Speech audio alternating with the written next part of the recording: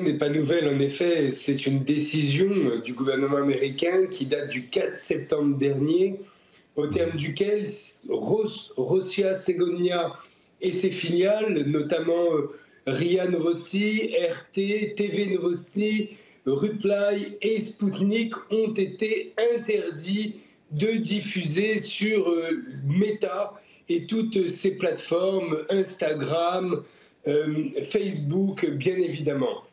Et donc aujourd'hui, c'est TikTok, ByteDance, la maison mère de TikTok, c'est ByteDance, qui s'en prend cette fois-ci à Sputnik et à Russia Today, RT aujourd'hui, en interdisant à ces dernières de pouvoir diffuser leur contenu sur cette plateforme. Cette décision est particulièrement surprenante, puisqu'on sait que TikTok appartient directement au gouvernement chinois qui est derrière TikTok. Il est curieux que le gouvernement chinois décide, par le biais de TikTok, de bannir Sputnik et RT ex-Russia Today. On aurait pu penser des Chinois qu'ils se placent en opposition aux Américains par rapport à cette décision de bannissement des médias russes, des plateformes américaines. Et aujourd'hui, on voit que c'est la plateforme chinoise, TikTok, aux milliards d'utilisateurs, qui décide de bannir les médias russes. Qu'est-ce que cela signifie? C'est évidemment une décision qui est politique. Et donc, cela montre quelque part que ce que l'on pourrait croire de prime abord, à savoir une relation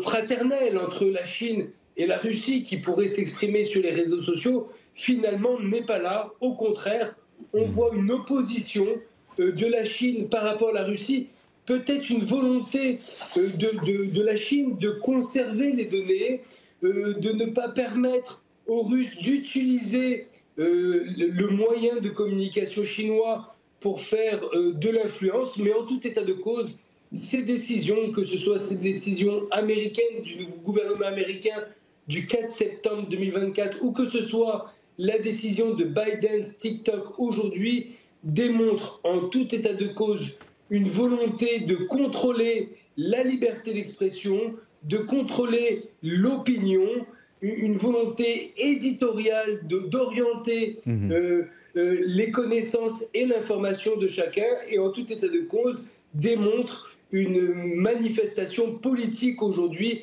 de la part de ces entreprises qui, rappelons-le, sont des entreprises privées et non pas des organes d'État. Et quel lien peut-on établir entre cette décision de TikTok et la prochaine élection présidentielle américaine dans quelques semaines?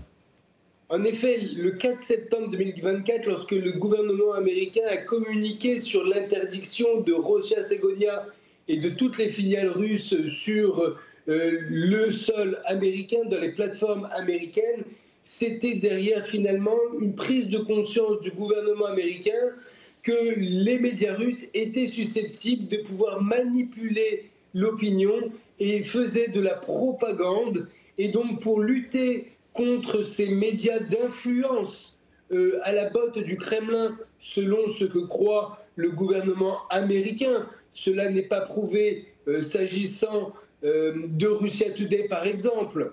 Ce ne sont que des affirmations pour l'heure qui permettent finalement de contrôler et de manipuler pour éviter des pressions sur le vote. Car les Américains, en faisant cela, voulaient éviter que les Russes puissent, au travers des médias Russia Today et Sputnik notamment, manipuler l'opinion pour orienter les votes.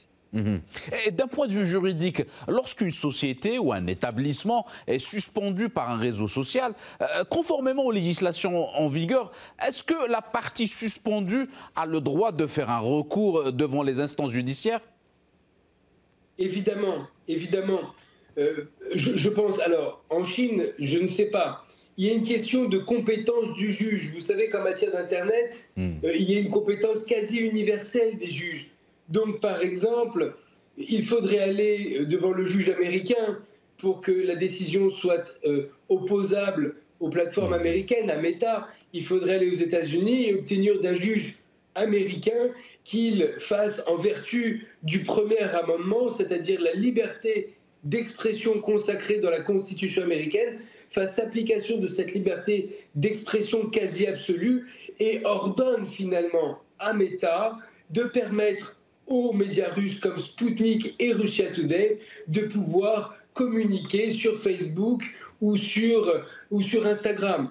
Et s'agissant de la Chine, il faudrait faire de la même manière une procédure, mais cette fois-ci en Chine, contre ByteDance, la maison mère de TikTok, pour obtenir une décision en Chine du juge chinois qui condamne, ou en tout cas qui oblige ByteDance, sous astreinte éventuellement, de réouvrir les canaux de communication et d'information de ces deux sociétés.